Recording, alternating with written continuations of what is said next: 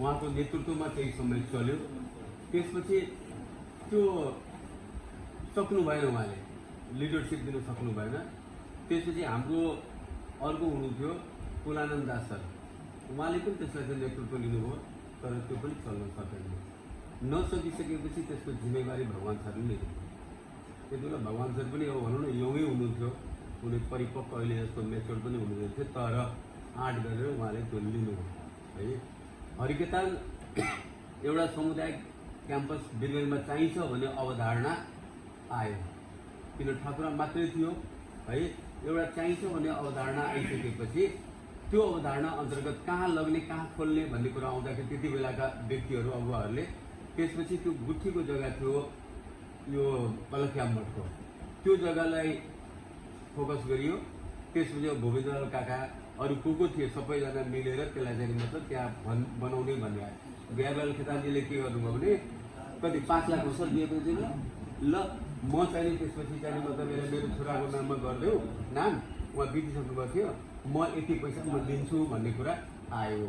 उहाँले 5 लाख रुपियाँ दिनुभयो अनि बाँकीको समाजले नै दिया हो। त्यहाँनिर त्यो आशुनी भन्ने के हुनुहुन्थ्यो, उहाँहरूबाट कहिले कहिलेबाट केबाट आयो त्यो 5 लाख रुपियाँबाट जति सक्छ त्यति भन्यो। त्यति बेलाको व्यवस्थापन समिति गठन हुँदाखेरि अध्यक्ष अञ्जलाधीश भन्नुभयो सर, अञ्जलाधीश हुनुभयो।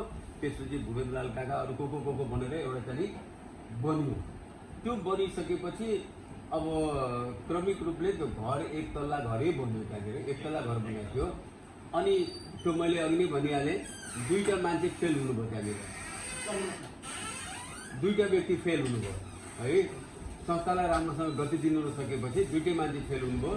त्यसपछि त्यसलाई चाहिँ लिनुभयो, तर बडा दुःखदायी र कष्टमय अवस्थामा उहाँले त्यसको नेतृत्व सम्हाल्नु भएको थियो।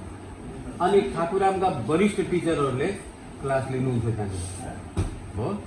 त वरिष्ठ टिचरले क्लास लिँदाखेरि पैसा 3 घन्टे लिए बापत जम्मा 900 रुपियाँ दिन्थ्यो, 400 रुपियाँ दिन्थ्यो त्यति बेला है। अनि 400 रुपियाँमा उहाँहरूले स्टार्ट गर्नुभयो। त्यसपछि हामी पनि पछि आयौँ। आइसकेपछि भगवान सरले हामीलाई पनि त्यहाँ दिनुभयो। त हामी लिँदाखेरि त्यहाँनिर वरिष्ठ टिचरहरूलाई 900 रुपियाँ 950 रुपियाँ, हामीलाई 700 रुपियाँ दिनुहुन्थ्यो सहयोगको लागि है। र त्यो पैसा क्याम्पसको केही विद्यार्थी थियो, उहाँले चलाउँदाखेरि रात्रि विद्यार्थी अलिकति फिटिलो भएपछि महिला क्याम्पस भनेर अवधारणा ल्याउनु भयो। त्यहाँनिर दिउँसो त खाली हुन्छ नि त, किन खाली राख्ने, दिउँसो महिला क्याम्पस सञ्चालन गरौँ न भन्ने कन्सेप्ट आइसकेपछि सबैसँग बसेर छलफल गरेपछि उहाँहरूले महिला क्याम्पस भनेर पनि सञ्चालन गर्नुभयो। सञ्चालन गरिसकेपछि अनि त्यहाँनिर पढाउन जाँदाखेरि त्यहाँ टिचरहरूलाई जम्मा दिने भनेको त्यति थोरै रकम थियो। सबैले एउटा सहयोगको रूपमा एउटा सामुदायिक क्याम्पस पनि समाजमा आओस्, पठन पाठन राम्रो होस्, एउटा त छँदैछ नि। र अर्को दिनभरि काम गरेर फुर्सद भएको व्यक्तिहरूले रातिको समयमा पनि आफ्नो गरोस् भन्ने कुरा आयो। जसको अध्ययन गर्नेमा हाम्रो पूर्व मेयर विजय श्रागी पनि हुनुहुन्छ। उहाँ पनि त्यहाँको विद्यार्थी भएर दिनभरि आफ्नो काम गर्नुहुन्थ्यो, राति आएर त्यहाँ पढ्ने काम पनि गर्नुहुन्थ्यो है। त भन्दाखेरि एउटा क्याम्पस चल्दै गयो।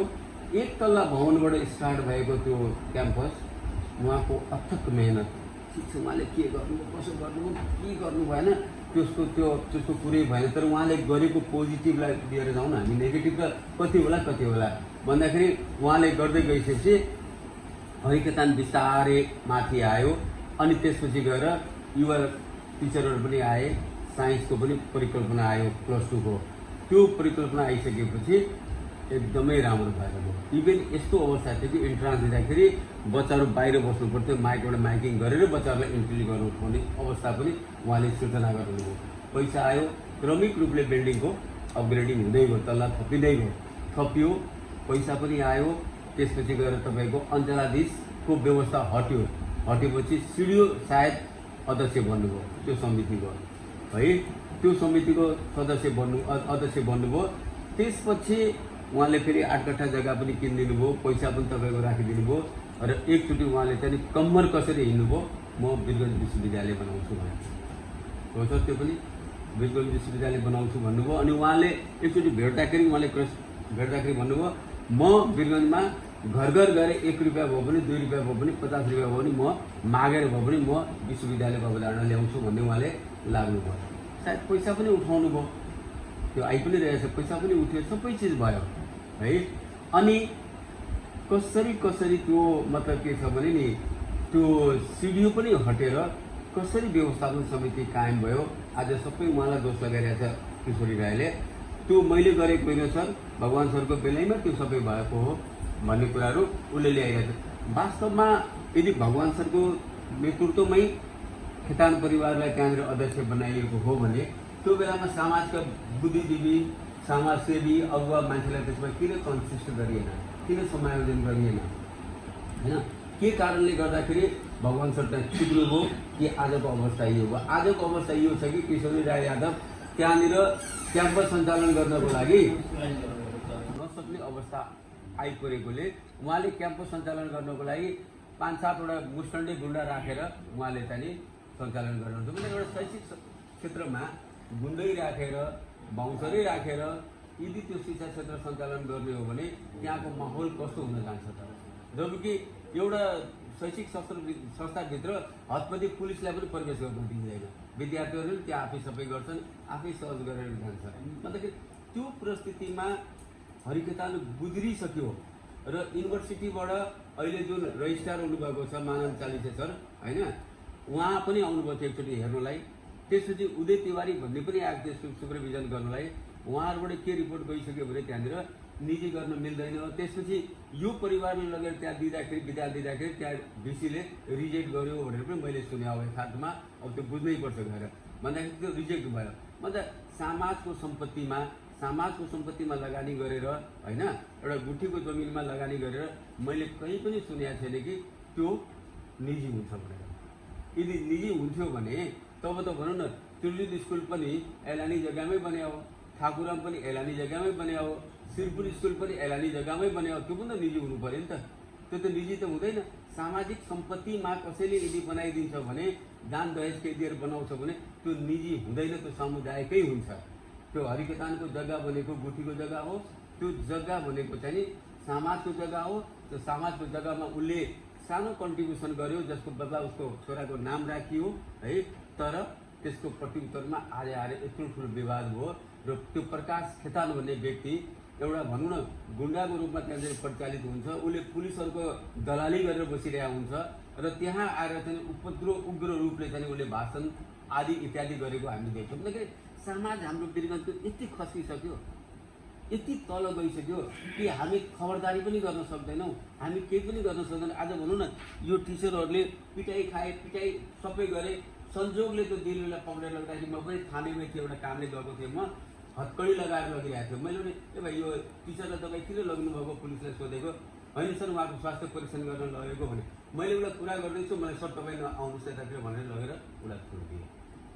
भन्दाखेरि एउटा शैक्षिक क्षेत्रमा काम गर्ने शिक्षकको त्यस्तो हृदय विरार अवस्था हुन्छ भने भोलि त्यो ठाउँमा कसले पढाउँछ, कसले पढ्छ होइन? एउटा क्याम्पसी भनेपछि लुगा च्यातेर हिँड्छ भने त्यो अवस्था सिर्जना भइसक्यो र समाज अहिले पनि सुतेको छ, केही पनि मतलब छैन, कसैले केही गर्ने मतलब छैन। अहिले मैले सुनेकोमा अब चुनाव लड्दाखेरि राजेशमललाई टिभी खेतानले सहयोग गर्ने रे, त्यो भएकोले उसले त्यसलाई सहयोग गरिरहेको छ भन्छ। साँचो झुटो मलाई थाहा छैन, सुनेको खबर हो। तर एउटा नगरपिता भइसकेको कारणले गर्दाखेरि उहाँले त्यहाँको सबै टिचर त्यहाँको अवस्था व्यवस्था मिलाउनुको लागि बोलाएर आत्मसात गर्नुपर्ने त्यो कुनै भूमिका पनि उहाँबाट निर्वाह भएको देखिया छैन। न समाजका नागरिक समाज, न अगुवा, न शिक्षाविदहरू जसले भन्छ नि आफूलाई, त्यस्ताबाट चाहिँ त्यस्तो कामहरू भएको पनि देखिएन है। अब हरिखेतानको उहाँले इन्टरभ्यूमा बोलिरहनु भएको छ, हरिखेतानको विश्वविद्यालय बनाउँदाखेरि त्यहाँनिर थुप्रै पैसाहरू छ, 45 लाख भगवान सरले झिक्नुभयो, उसैले बोलिरहेको थियो है त्यहाँनिर छ। त्यो के हो कसो हो मलाई थाहा छैन, तर यस्तो यस्तो छ। त्यहाँनिर खातामा पैसा छ 3 करोड कि 4 करोड पैसा छ, 11 करोड रुपियाँ हरिखेतानको खातामा छ। अनि कति पैसा आउँछ त, सालको कति हुन्छ त, 4 करोड 4.5 करोड रुपियाँ जति आउँछ हामीलाई फाइदा भन्ने कुरो उहाँले बोल्नु भएको छ। अब यसलाई चाहिँ हामीले यत्तिकै छोडिदिने हो होइन कि यसलाई गएर हामीले चाहिँ बुझबुझात गर्ने हो? यो समाज नै गएर त्यो टिचरलाई किन राखेको त्यो दिन त्यसलाई थपेर राख्ने, एक्सपान्सन गर्दै जाने, जो फटा लुचा लफङ्गा छ त्यसलाई पक्र्न नसक्ने पुलिसले, जो एउटा टिचरको रूपमा चाहिँ एउटा शिक्षा प्रदान गरेको छ उसलाई चाहिँ म्याद थपिकन एक्सपान्सन गर्दै उसलाई दुःख दिने भन्दाखेरि यसको बारेमा हामीले नबोलिदिने हो भने कसले बोलिदिन्छ? हामी न अगाडि बढ्दियो भने को अगाडि बढ्छ त भन्ने कुरा सबै अगुवा हुनुहुन्छ। उहाँ पनि अगुवा हुनुहुन्छ, ओमप्रकाश भाइ पनि अगुवा हुनुहुन्छ, हाम्रो उहाँ हुनुहुन्छ, उहाँ सबै अगुवा छ जसले एउटा समाजलाई चाहिँ नेतृत्व दिन सक्छ, गति दिन सक्छ भने यो जम्मैलाई थाहा छ, सबैले सुनेको छन्। तर कसैमाथि पनि त्यो चेतना आउनुमा किन कमी आयो, किन अवरोध आयो है? र के कारणले गर्दाखेरि भगवान सर चुक्नुभयो, जसले गर्दा उहाँको श्रम लागेको छ, उहाँको जवानीको हरेक दिन त्यसमा लागेको छ। बिहान 5:30 बजे, 5:45 बजे त्यो जाडोमा गेटमा एउटा पहरेदार जस्तो खडा भएर त्यो बनाएको हरिखेतान हो। उहाँले के गर्नुभयोसँग मलाई मतलब छ तर हरिखेतानलाई एउटा सिँगारेर त लगेको त हो नि। उहाँले यो गर्नुभयो, उहाँले त्यो गर्नुभयो, दुनियाँभरिको कुरा गरेर जसले घोडा चढ्छ त्यसैले तपाईँको चाहिँ लड्छ भने त भन्दाखेरि त्यो उहाँले कहाँ चुक्नुभयो जसले गर्दा खेतान परिवारको त्यहाँ चाहिँ साम्राज्य हुन गयो। उहाँले भन्नुहुन्छ है, म उहाँले रिक्वेस्ट गर्छु किनभने हाम्रो सबै आदरणीय हुनुहुन्छ उहाँ है। हामीलाई मलाई त भनौँ न टिचिङ फिल्डमा ल्याउँदा पनि उहाँलाई सहयोग गरेकै मान्छे हो, सबै चिज गर्नुभएको हो र उहाँले त धेरैलाई धेरै कुरा गरि पनि दिनुभएको छ। कतै गल्ती पनि भयो होला, चुक्नु पनि भयो होला उहाँ, त आफ्नो ठाउँको कुरा हो। तर किन चुक्नुभयो त्यो खेतान परिवारलाई त्यहाँ ल्याउनलाई, समाजका सबैलाई मिलाएर किन ल्याउन सक्नु भएन?